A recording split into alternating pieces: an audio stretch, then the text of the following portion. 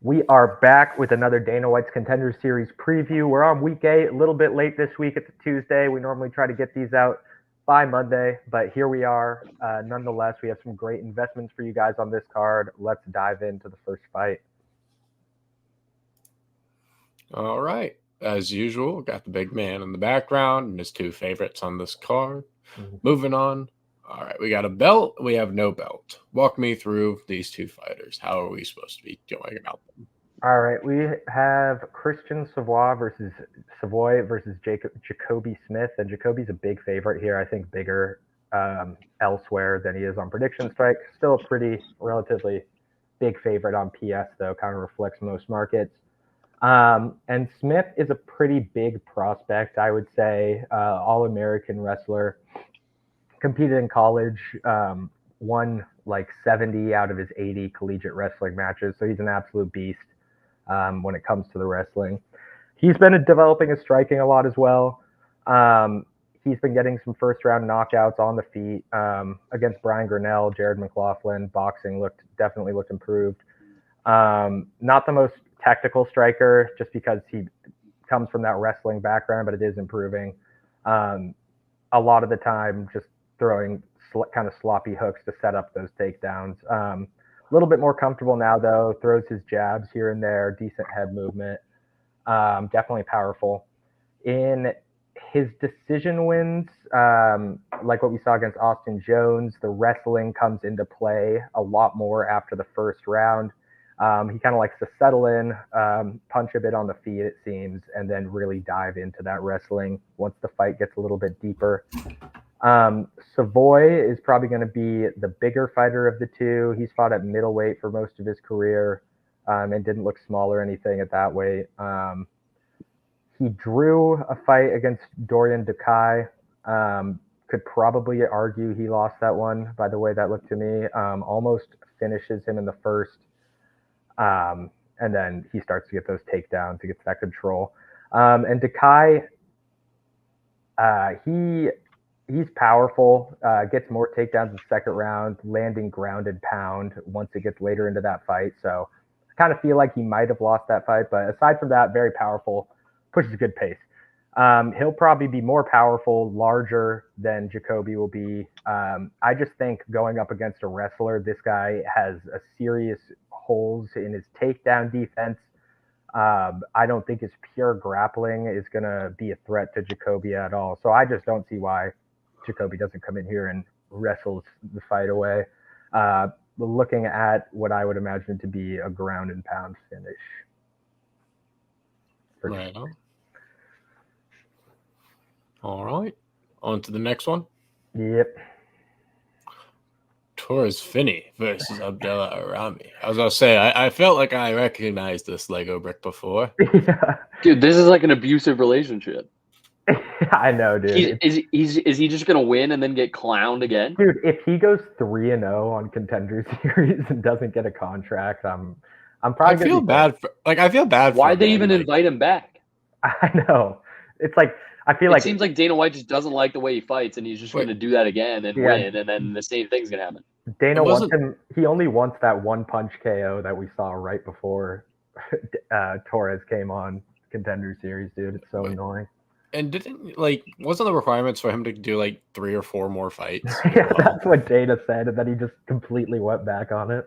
Yeah, did someone drop out and he needed like a guy or something, or this feels like I've never seen a dude fight twice in like a month and a half on. No, that's what I'm saying. Like, it's just really close. Yeah.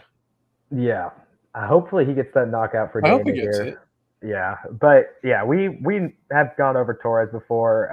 He was on Contender Series last year and this year. Probably, in my opinion, should have been signed after his first Contender Series fight when he subbed Yuri Panfarov, who's like also a wrestler. Showed, Torres actually has some really polished wrestling in that one. He decisioned out in his most recent Contender Series performance, which was pretty disappointing considering, just his reputation, how powerful he is. But he didn't manage to get much ground and pound against Cam Rouston in that one, was getting pieced up on the feet because Rouston was able to just fight at range for a lot of it. And Finney's huge for 5'8". curiously not offered that contract. Yuri was also a wrestler. Most recently caught Tyson Jeffries with the overhand, or I guess that was one fight before Cam roused him, but his back. Wrestler, gets a bunch of KOs just because people can't handle his power at all. Can absolutely just throw people around.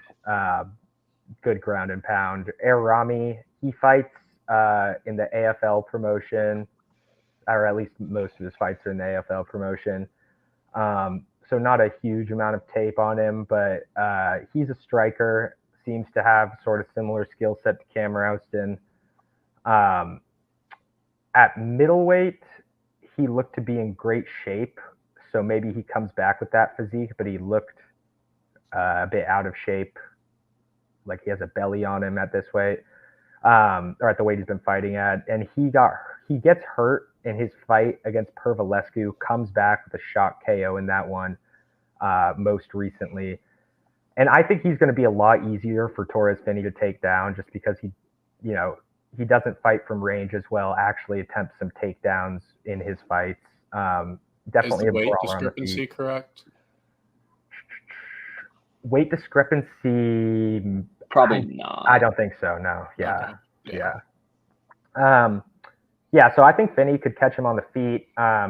We obviously saw against Cam Rouston, Finney has a lot of work to do in the striking department.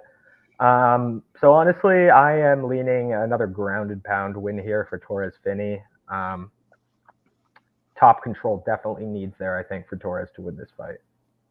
He just is gonna win, and it's not gonna matter for anything. Yeah, I know.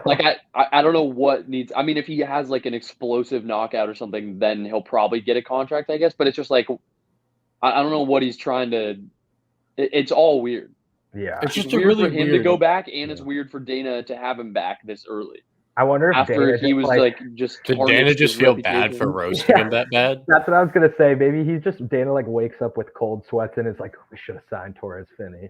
He's like, damn, I was too much. But if he felt like that, he could have just signed him and not he could have signed him outside of the Contender Series and not have him fight again, I guess. But I mean, probably it's a not after storyline for roasting people him to fall that hard. Yeah, he roasted him so hard. I feel like it would make. And it's something exciting for people to watch during this card. It's crazy that he's not even headlining the card. He's just thrown in the middle of it too. I know.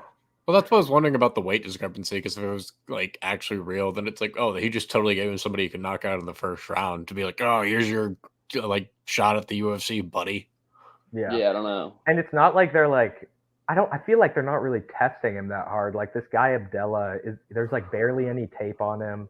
Yeah. I mean, he fights out of Port City, which is Cam Teague's promotion, who we saw last week, not a bunch of big names out of there. I don't know. He's gonna have given Torres Finney this opponent, and then when he wins, be yeah, but that opponent just wasn't good. So. Yeah, It doesn't feel like they're genuinely testing him, Well, we all know he's going to win already. That's kind of, I don't know.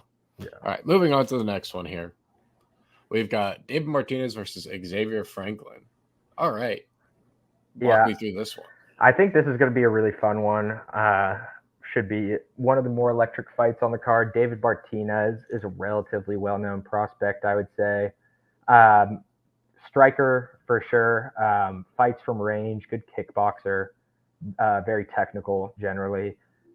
He does have offensive wrestling, so seen him use that in a few of his fights. Saw him use it against Jose Zarius.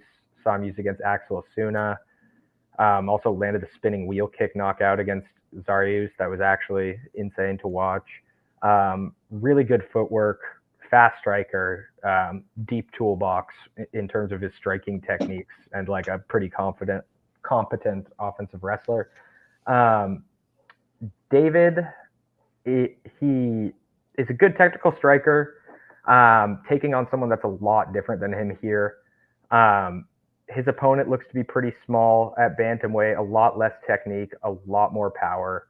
And Xavier has fought some tall guys recently. Corey Sutcliffe was a big guy, and he closed the distance really well against him. He's definitely a brawler, relies on his forward pressure a lot of the time, is definitely a lot less technical than David Martinez will be. or at least that's kind of how I expect it to look. I kind of expect David Martinez to be fighting off his back foot a lot in this one. I think if he wants to win this against David Martinez, the wrestling is probably where he's going to want to go. Because Martinez, I think, is going to be a whole lot more skilled on the feet, and he actually looks really good from what I've seen fighting off of the back foot. Like, his counter striking is great. That's not something that he is ever really worried about. I am predicting a David Martinez knockout here. I think he should be able to defend the takedowns, land the counters, and tire him out. Right on. All right. We'll see if he gets that done. On to the next one. Alberto Montes versus Carlos Calderon. Movie villain pose. All right. This is Grant. Can you check the odds for this one? Because I feel like there might be. It's Montez. It's Montez minus like 350-ish. Okay, so this is pretty similar. A little bit better value here, though, I think. Yeah, for sure. I think there was some buy volume on Alberto Montes too, because he was just IPO, and you can see that it's not like an IPO price. Yeah. Yeah, and this is a short notice fight. Calderon is the one who accepted it on short notice. The ex-opponent of this fight never actually accepted the fight, I guess, because he just like announced a different fight. Well, this fight was also announced. So, and Calderon does not this is not a full camp. It's a true short notice step up. 1.5 weeks ago is when he stepped up for this fight, or I guess a few days, like a little over a week and a half ago. And Calderon, pretty big guy for this weight class. He's tall. Most of his fights, he uses that size advantage well. He doesn't have the best striking. He has bad head movement, gets hit pretty easily. He's never been knocked out, but has been knocked down a few times, which is kind of curious. Curtis Ellis knocked him down really quickly in that fight. Striking technique, not the best. And he does attempt takedowns, however, can wrestle. Montes doesn't really do that. So, that is probably the path of least resistance for him. He's a very good grappler. Decent subs, and that could maybe work here against Montes. Montes much more comfortable on the feet, I would say. Not the best striker in the world, but he is dangerous. He has good leg kicks. Calderon is kind of long, so he'll have a lot to work with when it comes to those leg kicks and those high kicks.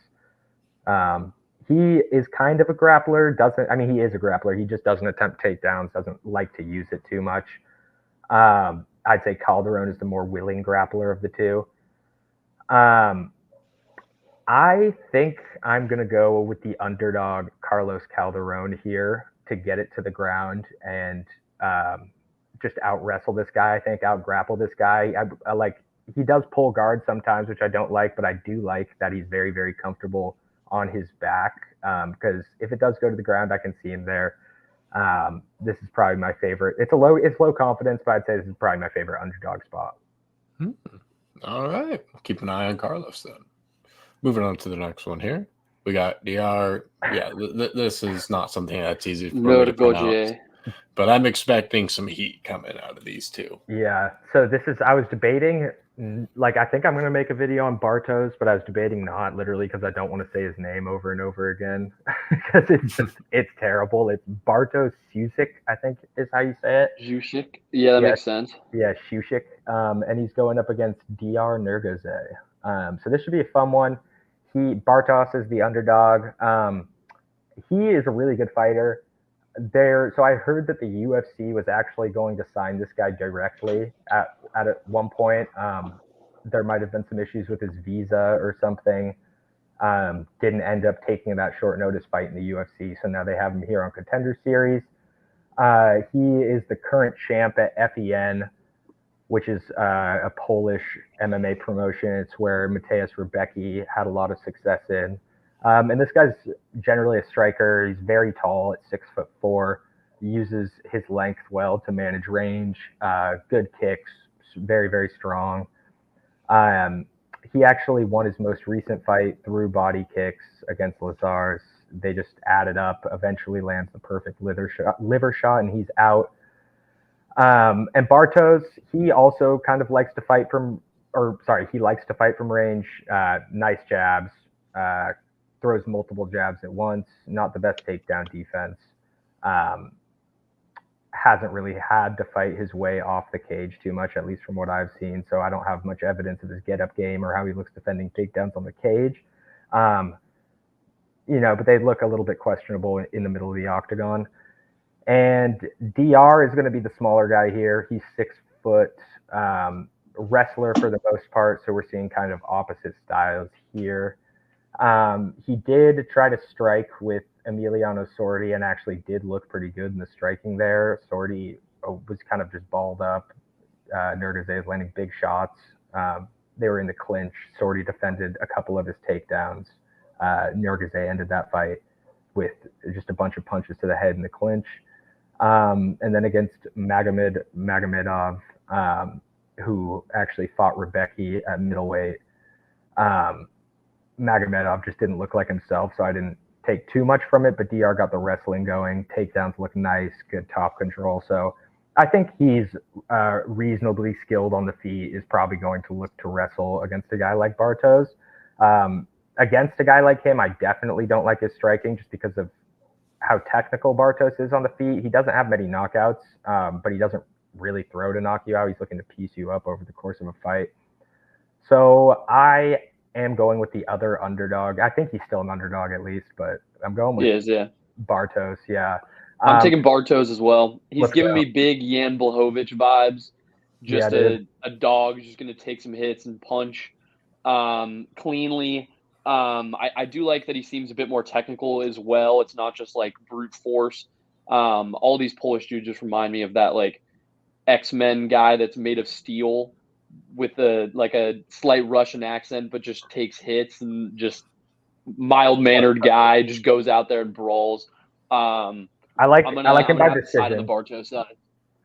I feel like a decision is coming. I feel like he's just like a good fighter. Like, hopefully he gets enough significant strikes in for the contract too. But it's like, I don't know if I see him knocking out this dude DR. But like, I feel like your competent UFC fighter these days needs to be able to win in like a confident decision. There's so many decisions. Like, most of these headline fights too, I feel like have ended in a contract as well. So true. This feels like a good spot even if it's by decision, if it isn't like a sketchy decision and one that he kind of runs away with, I think there's a good chance for that as well. And at that price, it feels like a good spot to get in if he does get a contract as well. So definitely agree with you. Right on. All right. Well, I think that was the last fight. That's it. So that's it. Make sure to invest accordingly. So, of course, invest in your favorite fighters on PredictionStrike. Subscribe if you haven't already. And, of course, until next time, have a great day. And, peace, y'all. Thank you for watching. Peace.